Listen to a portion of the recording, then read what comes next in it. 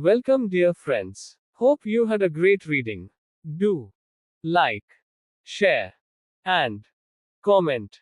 Joy shared is joy experienced. Now, let us delve into the next episode. A busy day. Uncle Arul could not control his big smile, even in those sorrowful moments. Who would have wondered that he is going to get a bottle of his favorite drink, out of nowhere, in the middle of a cold, foggy, winter's night? Maybe, this was the way the dead uncle said thanks to Uncle Arul for all the services he had rendered to him. Even in death, a faithful soul he was. Moral: any good done will come back multiplied and multifold. Same in the other case, too. A beaming Uncle Arul finished all the whiskey in one go, not even offering the soul next to him a single sip. Poor Uncle Arul, after days of forced abstinence, what else can he do? However, he was a happy man that night. It was 4 in the morning by the time this whole exercise could be completed. I was totally exhausted by then, but had to go on. People of Ooty normally wake up around 8 in the morning. So, there was no way to get a cup of coffee so early. So, I relaxed on the sofa till dawn broke. Normally, in Indian homes, when the body is in the house, people of that house do not light the stove. The food and drinks for the family is served by friends and neighbors till the funeral is over. The sun was rising, spreading its warm rays upon the frozen little town. The thick fog that added to our woes the previous night was slowly melting away. Warmth is something that is welcome by all in cold climatic conditions. But the people of this little town never came out to bask in the sun. They felt that if they spent too much time in the sun, their skins will get tanned and they would become dark. Some people are worried more about their skin color than their health. I had already had a nap on the sofa, and by 6:30 in the morning, I was out to send the telegrams to near and dear, which they would receive in an hour's time. That was the mode of communication those days. No mobile phones, no SMS, no emails, and no social media. It was the postal and telegraphic services, along with landline phones, which had only trunk call facility in those days. Even STD and ISD facilities came in only later. During a trunk call, the caller had to give the service operator the phone number of the receiver and the receiver's address and wait. Once the operator connects to the receiver, the caller is called and the call gets connected. This call is for a duration of 3 minutes only. At the end of 3 minutes, the operator will intervene and ask the caller if the call has to be extended for 3 more minutes. If yes, it will be extended, or else the call would be terminated. This was how outstation calls were during those days. And even the landline phones were owned only by a very few people, not all. The calls were also quite costly, and only those who could afford had a phone installed at their offices or residences. It was a matter of status those days. Technology, nowadays, have been a great driver to bring equality among the masses. I paused at a tea stall for a cup of piping hot coffee and a couple of Ooty workies. These workies are the signature snacks of Ooty. A crispy, round-shaped, fluffy cookie baked to golden brown in wood-fired ovens. They taste out of the world when dipped in hot coffee and consumed. Wonderful it was for a young man who spent almost 12 hours without any food or drink to relish the snack with filter coffee early in the morning. Filter coffee is again a South Indian brew, where a coffee filter contains 2 compartments, one at the top and the other below. The top one has tiny, pin-like holes at its bottom, and the bottom one collects the decoction used in the brew.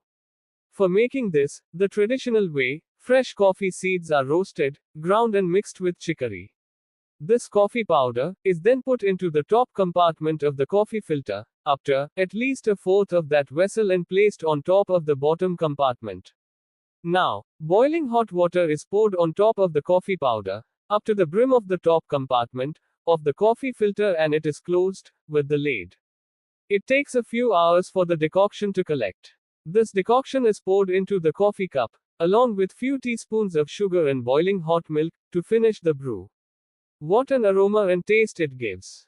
Nowhere in the world is this brew available, except South India.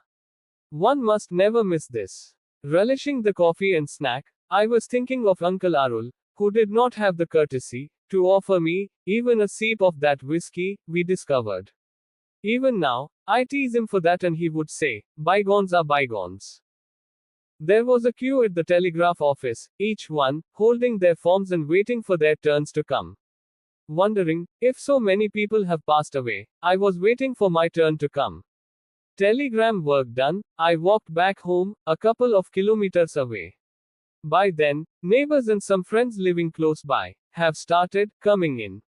Now, coffee and breakfast were freely available to all present there, provided by the kind neighbors, lovely people they were. Though Aunt May refused to take anything, after continued insistence from many of us, she took a varke and some coffee, recovering a little from her present condition.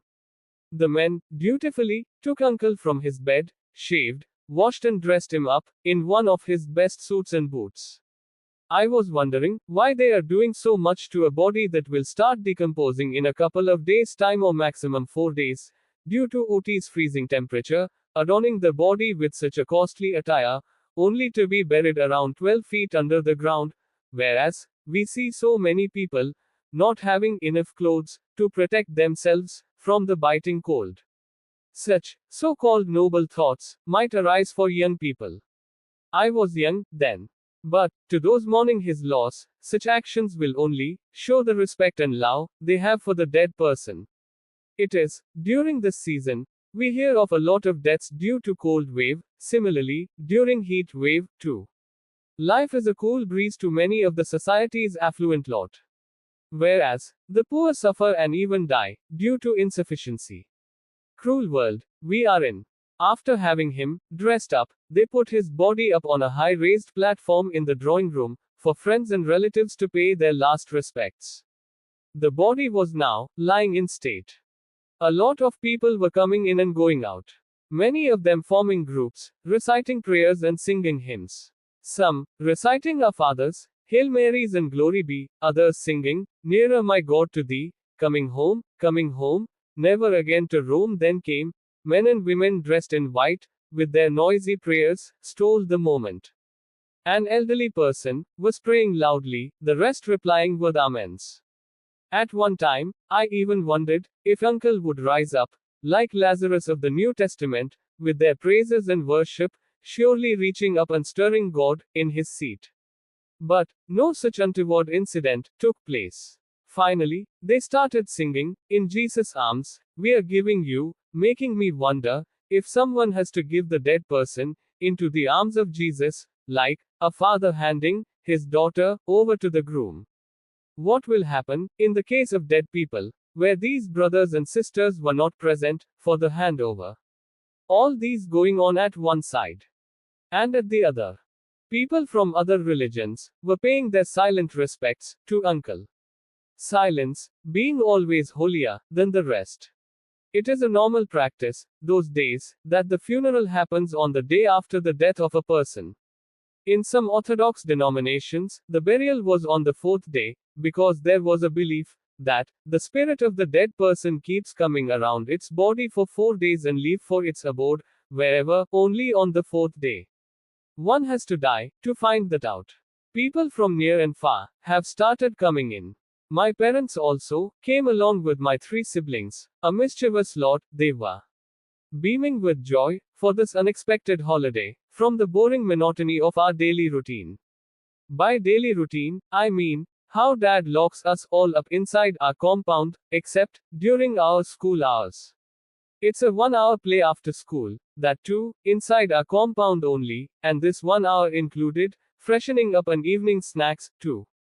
The evening study is for 2.5 hours, then, the family prayer, supper, and we all retire for the day. Every morning we were made to rise up at 4, study till 8, dress up and pack up to school. Even a Victorian household would have envied Dad for the disciplined way he brought us all up. To us, it was a sickening monotony.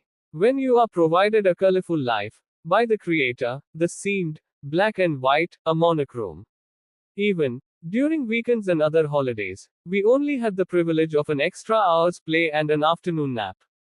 Nothing much different, otherwise. This routine reminds of a concentration camp we had read about. A loving, lovely lot, my brothers are. So, it was a great time for them to be suddenly left free. Still, they managed to put up a sad face when others were around. But, their eyes revealed it all. Thus, most of our relatives, having come in, it was more of a Thanksgiving gathering than a house of mourning, except for my two aunts, one mourning for her husband, the other, feeling sad, for her younger sister. In the meanwhile, Daddy asked me to go to our house at Coimbatore to feed Brutus and Betsy and come back the next morning, as the funeral was to take place only in the evening.